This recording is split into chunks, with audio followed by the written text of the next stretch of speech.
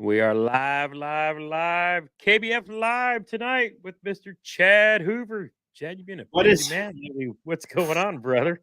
man? I was just down there messing with the boat in the shop and did a little Facebook Live thing like I used to do back in the old days at Hook One. And you're like, "Hey, live in 2 or 5 or so." I was like, "Oh shoot!" And I was, dude, I've thought it's Monday all day, all damn day. And so yeah, I ran back down here. Otherwise, I'd have went live down at the HQ, but I had my laptop down here working for the last couple of days with the storms and such. Yeah. So anyway, here we are. Man, what a crazy weekend and fishing. Some donkeys put up at the Hobie event. Dude. Uh, man, I am not going to lie to you though and tell you that I miss kicking the season off in Florida because I've had so much stuff to try to get done.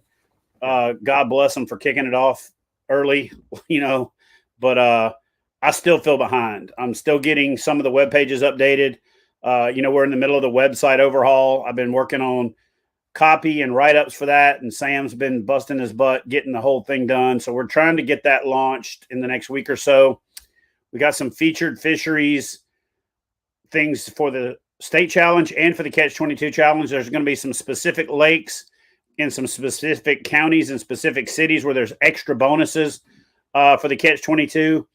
For those of y'all that don't know, we added a any fish mini fish.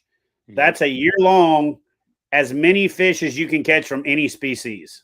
So one of the things that we've been trying to do with the Catch 22 challenge is to get the catch count up there. And last year we had 22,600. The year before that we had 22,300. And then the first year we did it, we didn't even shoot for a fish catch total goal. So I think we had oh no, both years we had 22,000. This is the third year. What the hell am I talking about? And so yeah, so we I want to aim for the stratosphere, and let's every one of those fish caught is representative of the 22 veterans a day that commit suicide in the U.S. And so the more fish we can catch, the more we can run that number up, and the more hopefully people think about that concept. I got the check in this week so that I can write the check to Hal and do the big check presentation thing for the 5K that you guys helped us raise, or what, really you didn't help us, you raised last year. We're hoping to double that, if not more, this year, and get more. I got a pretty busy schedule up until about middle of March. And then after that, one of my biggest focuses is going to be just getting as many veterans and Homeland heroes out on the water as I can personally, between tournament trail stops and filming and guide trips. I've got a lot of time that I can focus on that. And this year I'm not going to be rigging and re-rigging boats. I'm going to be going out and grabbing stuff from other knuckleheads that are out there doing those boats. And we just did a great tandem video. Chris Funk chimed in and helped out with a walkthrough of the Jackson Take 2, which is a boat that I had kind of overlooked when I did my initial little plug. Going to do the same thing this week. Put it out on a short on Instagram, Facebook, and YouTube to gather the data and then shoot the best possible video next week. So the tandem video released tomorrow, and then next week we'll release the best fishing kayak for big dudes or dudettes. And one of the things that I think we've always focused on with these big dude boats is weight. But when you start thinking about some of these folks that are 6'4", 6'5", 6'6", that comes into play as well. And so I posed that question. If you guys haven't seen it yet, I did a little short on my Instagram and on the Chad Hoover Fishing YouTube and also on Facebook. So go chime in the comment section. I'll aggregate that to put together, the best video possible. And also talk about why those boats are good, for bigger folk. And they ain't going to be less of us over the next 50 years. You know what I mean? You and I are trying to be less of us, but then every time I do that, then I pick up one of these knuckleheads right here. And so it's makes the struggle real. So the season is going to kick off in a little over a month, almost exactly a month for KBF, both for the state challenge series and the trail series. And both of those are going to culminate at the end of the year at the championships in Huntsville. And then both of those are going to culminate in their very own KBF the 10. So this year, the Dakota Lithium KBF the 10 is going to be 2 10s. There's going to be a 10 for the Challenge Series and a 10 for the Trail Series. So if you haven't done so yet, start getting signed up for the Lake Murray event. Start getting signed up for the state challenges for March. I mean, heck, sign up for the whole year. We're only going March to September this year. That way it doesn't run all year long. It doesn't run year round. We're going to double down and focus on the 5x5 and the 3x3 challenge. We're going to do a 3-month, 3 fish. It's free for all KBF members, and there's going to be $3,000 in prizes. So it's the 3x3 for $3,000 in prizes. And so I'm working on that right now. I think I'm going to launch that in April, just so that like everything doesn't launch in March, and then build up to May for Mayhem. We are going to head down. Austin and I are going to head down to Florida this week to do some filming. We've got some contractual obligations down there. Plus, it's really, you got to twist my arm to get me to go to Florida this time of year. Yeah. Especially watching those guys in the Hobie BOS catching all those donkeys, and guys catching them before the event, after the event. And, when you look at Harris Chain and the Winter Garden area and Polk County, that entire Lakeland down to just south of Orlando, north of Kissimmee kind of bubble right there is just just go look at it on a map. There is a lake. You can't throw one of them yard darts like we had when we were kids up in the air and hit the ground without hitting a big bass factory down there. And it's that time of year. I think Hobie hit it almost perfect.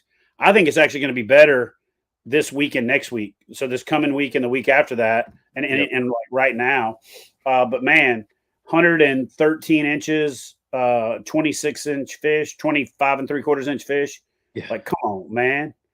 Yeah, Hernandez goes and drops 113 on day one, and Wyatt drops 110, I think it was. Insane. And then, but you know how it is. I mean, and that's the wild thing about those 2-day tournaments too, because, you have, the guys that are sitting in 5th and 6th and 3rd, the top 2 dogs just go out the next day and it's just not there. And then, Mr. Sly Fox, Russ Snyder sliding right on up in there, Mr. Consistency. Christine had a good, solid event. And, we saw a lot of people. But then again, I see a lot of hammers that I know that couldn't catch a fish. Man, it was great to see some names, kind of up at the top of the leaderboard. But it was also great to see some dudes that, you don't see their name all the time. Yeah, and the guy who won, I mean, he is just the most down-to-earth 100%. dad. He's in a band. His wife sings. I mean, he's just the most he's one of these guys, straight up tell you, I just like to go fishing. And he just happened to be in a tournament and had the best, best weekend of his life. And, I'm going to try to get him on a reach out and get him on a live too. Cause I was listening to him the other day and he's just an easy dude to listen to, but just a regular Joe out fishing, and you go back and you look at what Hunter did and, then turning up and not having a great second day. I'll say this to quantify this first. So it's not like a KBF versus Hobie thing. Personally, as a competitor, I think I like the 2-day format better because it makes it harder. But there's also a lot of 2-day formats. There's several, and then Hobie and Bass do the 2-day format. So with KBF after COVID, when we went to the 1-day format, I really wanted to go to a 2-day format. But with everybody else going to a 2-day format, and then we have 2-day and 3-day championships, the 1-day format is kind of cool because you go out and you have a great day like that, and then you back it up with a not so great day, you still went home with a check, And the combined total of the 2-day performance, if you do well both days, is still going to be as much as it was if you fished a 2-day tournament. But you do have that chance. And I think at the entry upper, not quite pro, but wanting to be pro level, that chance of winning money each day goes a long ways. But again, I personally like the 2-day format better. Austin and I were sitting here and he was like, dude, have you seen the Hobie leaderboard? I said, what's in the lead? Like 110 inches? He's like, no, Wyatt's in second with 110 inches. I said, oh, shoot, what's first? He's like 113. And I was like, that's probably top 2 or 3 single day totals in a live event I've ever seen. So I actually went and looked up some old stats, and we had 114 and 3/4 day. Jason Broach put together this event called Toadfish on the Marsh, which is Stick Marsh and Garcia and some of those lakes right there that are just like, right by Fellsmere, these world-class fisheries. And this guy caught 114 inches in a day. And there's only been 4 fish over 26 inches that were caught in the challenges. But then we've had a 25 3/4 also caught and a 25 1/2. We've had 10 25 1/2s, and Cody Milton's actually got 2 of them. And so, but when you look at that fish that he caught, that 26 3/4, and we are 25 3/4, and we go by length, the 25 3/4 that we've had entered into KBF events were like a couple pounds smaller than that fish. That fish was like, it was thick, man. And, that's just what's beautiful about the sport. Yes, you go out and you have a 113-inch day, and then you don't do well on day 2. But yes, you go out and you catch a almost 26-inch bass, and really 26 if it wasn't for the scoring thing. It technically was probably 26. And you don't take home a check. Guess what? That doesn't take away from you the fact that you had this magical day. And I see these guys getting down on themselves when they catch a big fish and pre-fish, and I'm like, but you still caught a big fish. And ultimately, we're all in this thing for fishing first. And so, but I get it. But that 113 I catch 100. I mean, and dude, he had 109 with like an hour to go and caught a 24 1/2.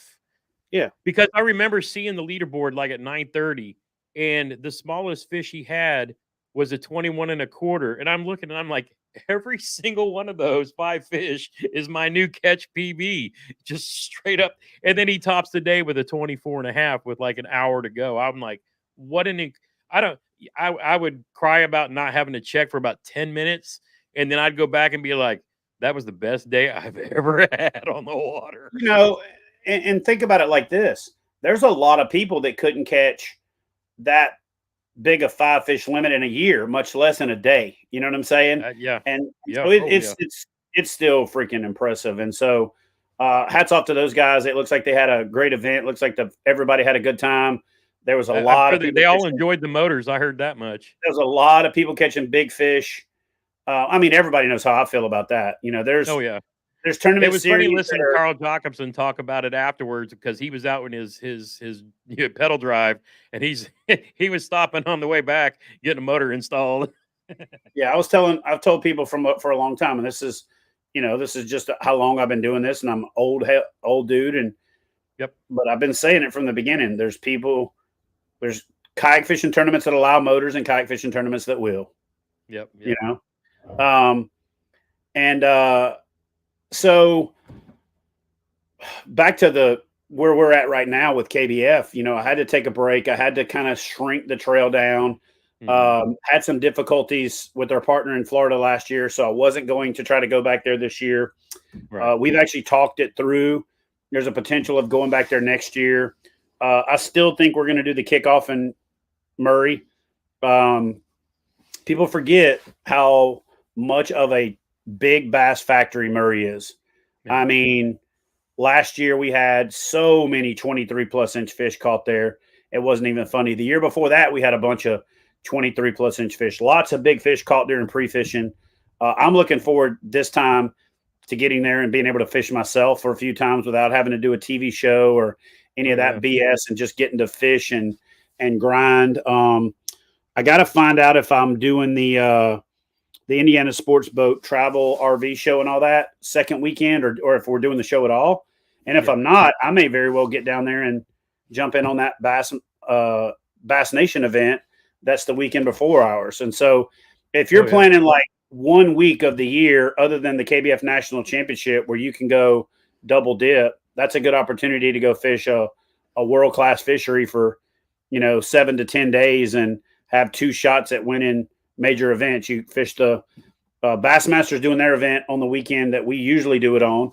And then we're doing it the weekend after, because I wanted to push it back a little bit, because every year I've hung out the week after and the week after has been on fire. We've had good fish catches during the tournament, but it always seemed like, and I was looking at bass forecasts and I was looking at the moon phases, and I had to ultimately make a decision. And it kind of worked out great. Otherwise, we'd ended up on the same weekend with bass, and I don't know how that would have worked out with like award ceremonies and all that. But I just decided to move it to the first weekend of March. I also wanted it to line up with the kickoff of the state challenges. The moon phase was better. The water temperature last year, the fish just went nuts the week after the tournament last year. Now I'm going to do that, and then this year it'll be on fire 2 weeks before. That's fishing. But I did everything I could to try to line that weekend up. We booked the Irmo Civic Center, or Irmo City Community Center. It's got a big amphitheater. We've got a pavilion and the big amphitheater. We're hoping to have food out there. We're hoping to get a few vendors to show up. We're hoping to make it a festival atmosphere. So we dropped some extra money to make sure that it was a really good experience and to make sure that it was a really good community feel. And, I hope that people show up and have a good time and focus on the fun part of not just, the tournament part. You know what I'm saying? Because sometimes you can get lost in the competition side of it. We're going to put up a pre-fish thing starting the Saturday before for all of our events this year. And I think we're going to do something like $1,000 for the biggest fish caught the week before, because think about how many times people catch this big fish during pre-fishing and it goes unnoticed, it goes undocumented, and it goes unrewarded. So I think we're going to do a pre-fish, biggest 3 fish total, and then the overall big fish. So that way you catch some of those big fish in pre-fishing, you at least get to get them on the measuring board. That'll be an official KBF event. So you'll get to use them for the Torquedo Top 10. You'll get to use them for all of the other stuff that we're doing. And I'm really trying to put together opportunities where things can be layered. I want it to where if you're a KBF member and you're fishing a Hobie event, you can be fishing in the Catch-22, the 5x5, the 3x3, the state challenges, to where you're layering your potential winnings and layering your potential opportunities to qualify for events and things like that. And then just really adding more fun stuff to the challenge series. Like, for example, for the Catch-22, we're also adding the most fish of the month. So the most of the month challenge for February through the end of the year. So it's going to be a reward for who can catch the most fish. And so it's not about how many big fish you can catch. It's about how many fish you can catch. So, a little bit of the Major League Fishing style, no size limit. Every fish counts as a number. And then on the Any Fish, Mini Fish, I can't wait to see what people put up there. I'm expecting muskie and carp and drum and catfish and, you name it. So that board is going to be a collection of some cool fish porn. So here's a question that come in from the field. If the Yak Attack leaderboard is on the market by the Murray event, will it be allowed versus the catch board? I wouldn't say it's versus the catch board. I'll say as well as. The problem is I can't commit to that, because though I've seen the prototypes and though I've seen the concept, and I even went to Yak Attack back in December and kind of walked through where they were at that point, the board's still got to go through the evaluation process. I'm going to pick some ambassador leadership folks to send it to. Obviously, we're going to evaluate it. I'm going to get a couple of long-standing judges to evaluate it. And, Luther's 100% on board with, getting a batch of them out as soon as possible. But I would say it's going to be tight to get it out on the market, evaluated and approved by March 1st, 2nd. So it's not out of the question, obviously, and I've got a great relationship with Yak Attack. And so if they get the board out and we can get it evaluated and make sure there's nothing we overlooked in the prototype phase, it's just hard to tell in the prototype phase because they're made out of Is there 3D any cause for like people having concerns or whatever if you like introduce a new board in the middle of the season? Is it one of those things where you start the season, you should finish the season with what you start, or if you're saying, hey, it's same, you know, because that is the measuring, that is the standard by which KBF is judged. Ooh, you gotta love that. Yeah, and here's the thing. I will say that um the carbonite is by far superior to the hog trough. And so we've Yeah. allowed the carbonite from the Yep. beginning. So if I allow the carbonite and I don't allow the leaderboard, I'm really just being petty. As long True. as the leaderboard meets the requirements, and both are sponsors of KBF. Yakatech's Yes. a sponsor, Catch is a sponsor. Duke and Luther actually talk. There's no like, I can't believe you're stepping on my toes game, any of that stuff. Yep. But in fact, when the leaderboard came out, I was having a conversation with Duke, and he was like, "About time." I can't believe it took this long. Kind of a thing. And Yep. so I'm not really concerned about the mid-season adoption as long as it meets the standard, because Yes. as long as it 100%. meets the standard, we're good. In fact, I mean, really, if you think about it, Hobie adopted the catch board mid-season because they only adopted the catch board because of the controversy, and then they switched to the catch board.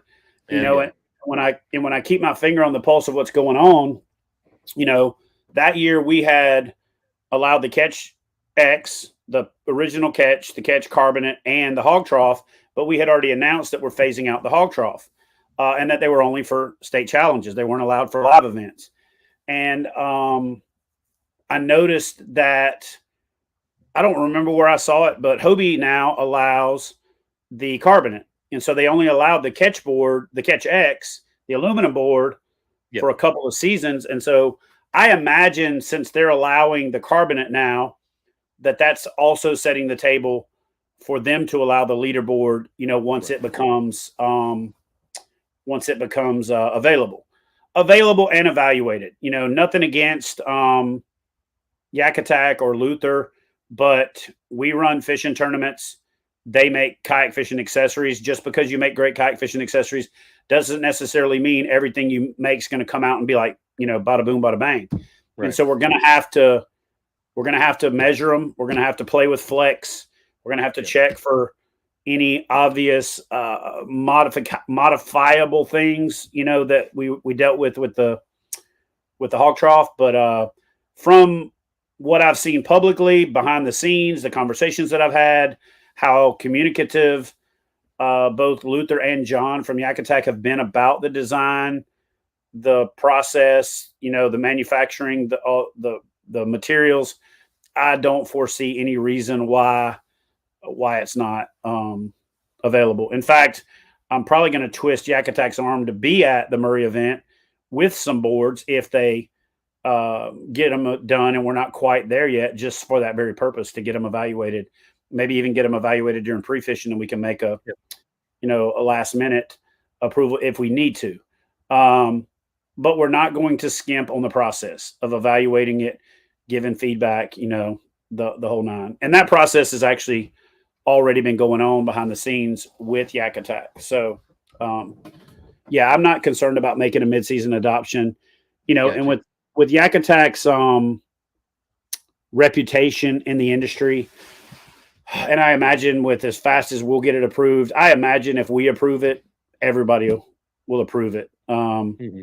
Maybe not Vinny at Queen City, because he likes to do his own thing, which is great. I like the fact that he still doesn't allow motors.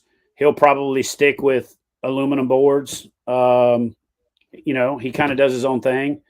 So out of all of the bigger trails, he's probably the biggest that doesn't allow motors. And, he's kind of a go his own way kind of a dude. So I can imagine him staying the no motor route for a while, or if not forever. If anybody's going to stay no motor, it'll be Vinny with the hourly big bass thing and the stuff that he does at Queen City. But he also kind of follows the Hobie model quite a bit. And so with Hobie adopting it, who knows? Well, and but even some are going back. You've talked about like a paddle only trail, or other things like that too. So not a bringing paddle only kayaking back to trail, kayak bass fishing. a paddle only rookie trail. And we're going to actually, Trail, yep. I'm glad you mentioned that because I almost forgot. I'm going to add that leaderboard this week, by the end of this week. And so there'll be a entry level, rookie only, paddle only trail that runs in conjunction with the KBF trails. Now, it's going to be $25. It's not going to be a massive payout. It's going to be a prize package, but it's also going to be just an opportunity to get those folks that say, I don't have forward facing sonar. I don't have a motor. I don't have the best kayak, but I want to come for the camaraderie. I want a chance to win something. And if we get 10 people, we get 10 people. If we get 50, we get 50. If we get 200, we get 200. We're also going to have a 30-minute later launch just to deconflict from the folks that are fishing I hate to say it this way, but the more prestigious trail with the higher entry fee and more at stake.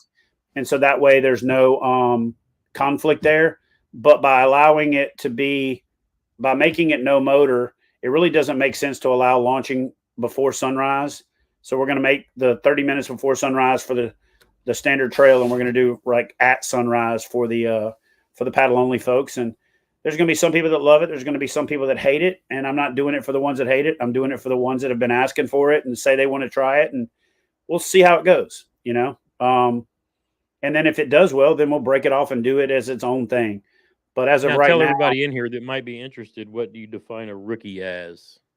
Somebody who's never fished a trail event and NC, a challenge series, brand new to kayak, never tournaments. You could have fished the challenge series. You could have fished the NC because you qualify for that through the challenge series. You could have fished the NC because you qualified through your ambassador club. A rookie means you haven't fished in a KBF trail series event before. So as long as you haven't fished in a KBF trail series event, when you look at your name on the series leaderboard, you'll see that red R next to your name, and that means you're eligible to fish in the paddle only rookie trail. If you don't know if you're eligible or not, that means you probably are, because if you fished in a trail, then you know it. So if you've never fished in an official KBF trail series event, then you'll be able to fish in the paddle only trail. I'm definitely a rookie, but I am not paddling. Hey, there's a lot of people that are saying that. But there's a lot of people that want to give it a shot, want to see how it goes. And, it's probably been the number one feedback that I've got over the last 3 years. And I just don't have the resources to go out and launch this separate trail. Right. So when I do it at the same time as the other trail, but give it a 30-minute later launch, and then also advise these guys, hey, don't get in the way of the folks that are fishing the bigger trail. They have priority. And I'm not saying you can roll up on a guy that's fishing a spot and tell him to leave, but we're gonna count on decency and sportsmanship and all that stuff to just kind of play out. But kickoff March 2nd. Get signed up for the kickoff on Murray. Murray has been our best attended event every year. Every year, you knuckleheads wait till the last minute to sign up. It's frustrating as all get out. It affects our ability to do things like food and some of that other stuff. I'm not booking food this year until I know how many people I got. And, it's just kind of one of those things where we got to get hard to plan this year. Yeah, we got to get strategic this year. I think next year I'm actually going to do what Hobie did. They've got a early entry and then a late entry. I already have this for the national championship. I don't know why the hell I didn't think of it for the trail series. And I might even implement it for the upcoming trails. Doing 4 stops this year, 8 events. Your best 3 count for Angler of the Year plus the championship. Now, the one thing that we've also done to make getting into the 10 a little easier or a little harder, depending on how you look at it, is it's your best 3. So if you attend 2 of our trail series events, you're going to get 4 stops out of the way, and you got 1 mulligan. But we're not going to do the trail series championship this year as 1.5 points. It's going to be basically 1.25 points. So it's going to be a 600 points for the trail series with a 6-point decrement. And then instead of being 9 points, it's going to be 7.5 or 750 with a 7.5 point decrement for the championship. So basically half of the extra weight that it's had in previous years. We've always done 900 at a 9-point decrement. And because Fishing Chaos, you can really put in whatever the hell you want. I decided to kind of weight it just a little bit less since there's only 3 trails counting instead of 4. And that's going to make it's going to make the championship mean a little bit less, meaning it's not as big a swing. So that makes it easier if you fish all year, but it also makes it a little harder if you're the kind of person that's sitting out there in 50th place and you come in and have one big, great weekend. So it's still weighted because it's the only time that you can guarantee everybody's on the same water at the same time in the same conditions, but it's just not as weighted as it's been in the past. So I'm looking forward to seeing how the 10 for the Trail Series and the 10 for the championship or the Challenge Series work out, because in theory you could qualify for both. And so, and then you can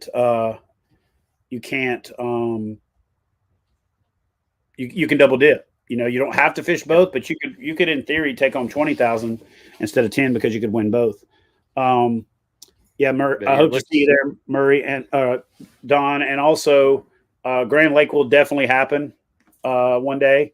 In fact, not only are we talking to Grand Lake about coming back there for a Trail Series, but Grand Lake is in the conversation for a potential future national championship location because it's centrally located in the country and it's a lot of water. We're in conversations with Grand Lake for Trail Series championship. We're in talks with Grand Lake about 5x5 championship. Grand Lake is going to potentially be one of everything over the next, 6 to 10 years. And then we're also talking to some folks in Oklahoma because there's a gentleman out there that's doing really well with the high school thing about implementing a Oklahoma kayak bass fishing high school trail and then use that and clone it once it's doing well to move to other parts of the country. We've tried the high school thing a few times, just haven't been able to get that traction, mostly because all of the tours actually allow kids to fish. So you got, how old is Dylan Kristolowski, the one that was he like a teenager? But he's been fishing since he was a teenager. So Dylan, who was fishing in the Hobie BOS, was up there in the top 10. I don't know where he ultimately ended up finishing, but that kid's been fishing tournaments since he was like 13, 14 years old. Yeah. Just like Dylan Fuquay back in the day. So that's pretty much it, man. The Catch-22 is doing really well out of the gate. Still negotiating behind the scenes with sponsors. I got to say, the prize processing with American Legacy was by far the easiest prize processing I've ever done. The 5 winners, I just put their email address in, bought the gift certificates, hit send, and I got an email that said this person got their gift certificate, this person got their gift certificate, this person got their gift certificate, instead of the way that we've done it in the past. And thanks to everybody who went out of their way to update their account the other day. When I put that all call out, I saw quite a few people who had updated their account. If you haven't done so yet, check the messages or check your emails from Fishing Chaos. I sent one out that explained how to set it up to where your home state shows up on the leaderboard. Because it's always good to have a national event and you're scrolling and you're seeing the different states where people are coming from instead of having to speculate, But Jesse's want you to come back to Table Rock someday, pretty please. Oh, dude. Hey, I'm all about it. It's just the people who run the tourism bureaus over there have been in like turmoil, like turnover every year for the last 3 or 4 years. And then, most of those relationships Christy had with that part of the country from all the tourism shows. And so I'm actually starting to go back. I'm getting my feet under me, and we'll slowly but surely, expand back out. We shrunk the trail down this year to kind of cater to our core, to go to places we've had really good success. And then we'll build on that with the Challenge Series. We'll build on that with adding events in the future, and slowly but surely, build it back to where it was before. Or if the numbers aren't there, double down and focus on the virtual stuff and support the ambassadors clubs that are out there, doing God's work of waving the flag and getting people, fishing. It's going to be an interesting year, man, because it's, it's an election year. There's a lot of uncertainty. Prices are all over the damn place with everything. And, you know, I also think we're coming up on I think Hobie's BOS this is their 6th year. I think we're knocking on the door for the trail being 10. And when you think about it, there's a lot of folks that have fished these series from the beginning. Yep. That are probably getting into the realm, and this is a whole nother video, but they're probably getting to the realm of financial fatigue with trying to be at all of these events. Mm-hmm. People are starting to have to pick one series over the other. And even within the series, starting to have to pick what places they can go to based on their travel schedule. We just don't have, you know, folks, with the exceptions of, you know, a half a dozen people, you know, your Christine Fishers, Russ Snyders, Jody Queens, those folks that it's either what they do for a living or what they do for a living really complements it. But it's getting harder and harder for these folks to kind of stay on the road. You know what I'm saying? It's like I rodeoed when I first got in the Navy, messed with it a little bit in high school, never did it in high school, started doing it when I got in the Navy. And then, you know, 5, 6, 7 years down the road, you start to get old, you start having kids, you start getting tired, you start getting broke up. And I just imagine that we're coming up on some of the legacy anglers that have been fishing these tours getting to the point where they just can't afford to do it. These tournaments are not as lucrative as we all, myself included, like to make them out to be. You know, there's a few people that win some money, but then there's a lot of people that spend the money and don't make it. And so I've acknowledged that, you know, as a organizer, as a community leader, and all the other things that we're doing. And Brett said, when I updated my account the other day, I checked my membership subscription and it said that I did not have one. I can't answer that over a live stream, but Brett, if you'll shoot me a text after the fact, or shoot me a text right now, I'll give you a shout afterwards. 757-348-2232. But yeah, I don't know if it says you don't have one, you probably don't have one, or it's out of date. You have to check that out. But yeah, I'll look it up. I think one of the things, you know, a lot of people aren't realizing either is, like with the KBF, you can call it a rebound year if you'd like, because, you know, okay, there's less trail series. But realistically, in real life, there's actually been an expansion. So while, you still have your pro trail, you know, tournaments going on, and then your state challenge series with the addition of, you know, Catch 22 and the Catch 5 and the new Catch, you know, the 5 and 5, and then the Knucklehead Bass Fishing Series. You think about it, I mean, we have become the rookie training grounds for everyone else because, you know, we're not just doing pro stuff, but we're doing a lot of recreational tournament type trails that are actually a lot of fun and encourage a lot of people to get together and fish together as well. And don't forget about the Smallmouth Trail and the River Trail. Those are still being developed. It's going to be all over that one this year. You know, we're kind of in that dead band right now. They kick back up in March, but, you know, having a smallmouth specific series, a river specific series with each of them having their own championship. You're right. It is a reorganization year. It definitely is a rebound year from both a reputation standpoint, a financial standpoint. You know, I had to do a lot of soul searching to determine what it was I really wanted to do, how much stuff I was doing because I thought I needed to. You know, I had gone down this road of being the yes man for 5 years. Everything somebody asked me to do, I was like, yeah, we can do that, and try to do everything. And, you know, when you try to be everything to everybody, you end up being nothing to nobody, you know? And so this year is going to be the year where we figure out what's profitable, what's not, what's sustainable, what's not, what's fun, what's not, what's rewarding, what's not. And so some of these things that we're doing when we say we're going to do less and it looks like we're doing more, we are, but we'll thin the herd in 25. And I would imagine if my crystal ball is as calibrated as I think it is, the 5x5 will be a big part of our way of doing things in 25. It's a little 5-day window. You don't have to fish against somebody that's got the whole month, and you pick your 5 days, and you you do the best you can in those 5 days. And so I think that's going to be it's going to be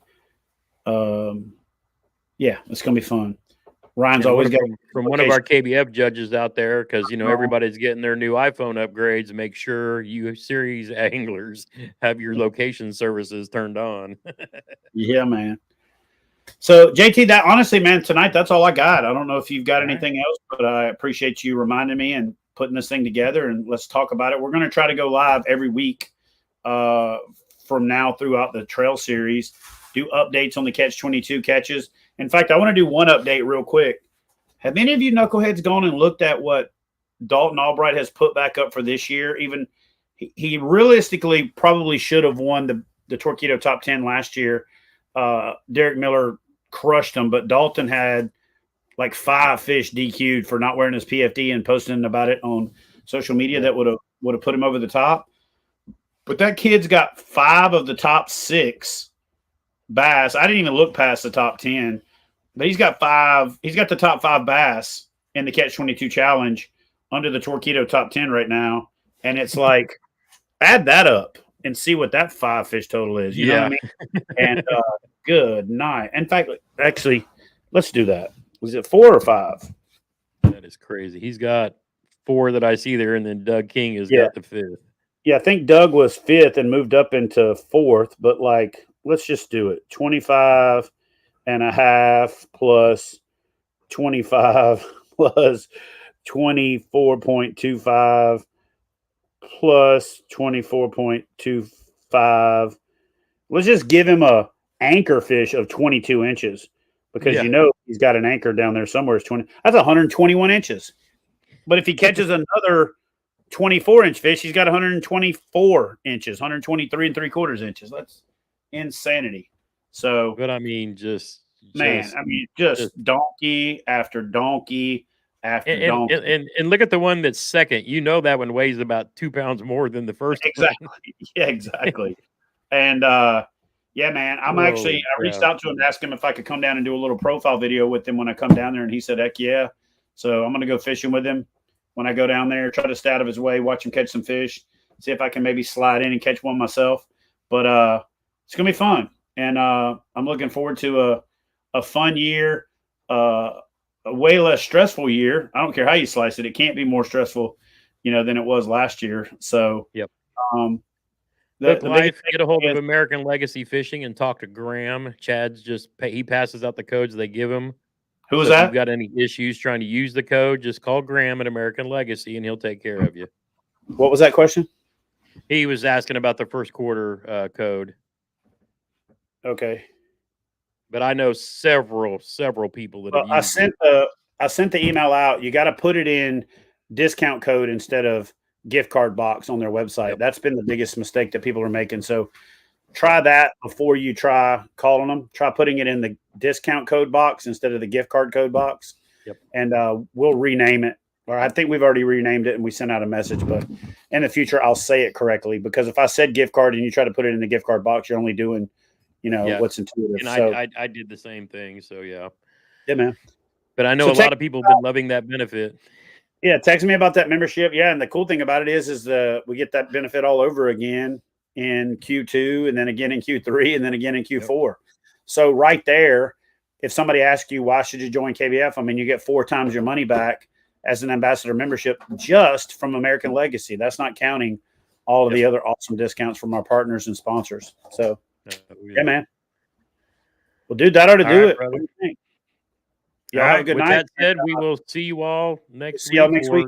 If we don't do it every week, we'll work on it, but you'll definitely see us a couple times a month, and most certainly on the 22nd of every month for that Catch-22 update. Cool. Thanks, guys. Y'all have a good night. All right. Take care, everybody.